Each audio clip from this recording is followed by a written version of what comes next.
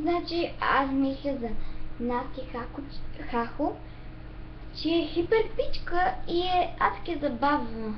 Не знам защо всички вие хейтерите я критикувате, че била грозна, че не знам си какво.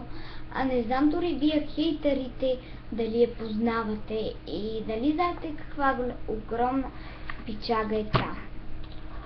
Значи, искам също така да кажа, че те хейтери, които я хейтват, те дори си нямат собствен живот, според мен, да ви кажа.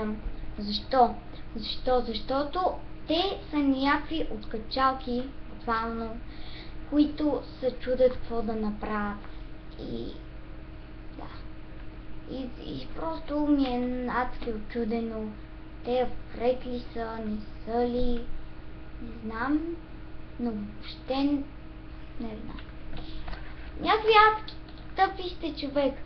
Вие нямате ли си собствен личен живот, че да се месите в нейния? В смисъл такъв, вие сте... Не знам. Вече не знам каква дума да използва за вас, защото сте някакви адски тъпи. Не знам, целият Фейсбук. Насти Хахо си изтри Фейсбука, аз черпа. Окей, за какво ще черпиш, че просто тя си е изтрила Фейсбука и просто не знам. Някакви супер тъпи сте. Окей, преди аз бях против нея, но вече въобще не ми пука. В смисъл не ми пука за това какви снимки тя си качва. Защото знаете ли какво? Защото тя самата си избира какви снимки да си качва. Защото тя самата знае какво да качва и знае какви снимки качва все пак. Все пак това си е нейния Фейсбук и нейния личен живот. А това вас въобще не ви интересува. Ама въобще. И не знам, вие сте някакви супер задръстени и супер някакви.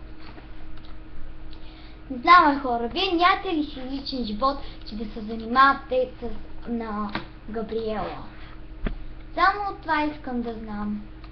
И толкова ли сте затръстени или толкова ли сте пропаднали, че вече да почвате да я хейтвате, да я не знам си какво и да бля.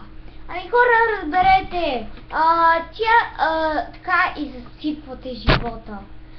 Вие просто тя си го живее. Малка или не малка, вас не ви интересува. Пуши или не пуши, пили, каквото иска да прави, така си е нейния живот. А вас слабо ви вълнува. Ако имате нещо да я казвате, го кажете в лицето и направо. А не да пишете някакви анонимно такива във Фейсбука и не знам си, анонимно в Фаска и във Фейсбука само да я хейтвате и не знам си какво.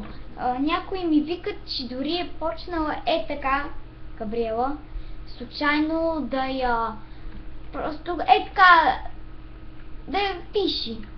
Влезнала е в нейния Фейсбук и така случайно и почнала да я пиши и да я псува и не знам си какво.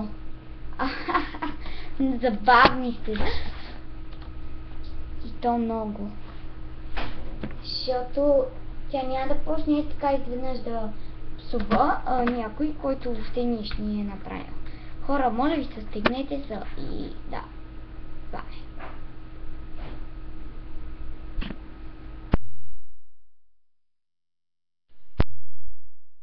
Сте някакви хипер затръстени хора, които си нямат собствен личен живот.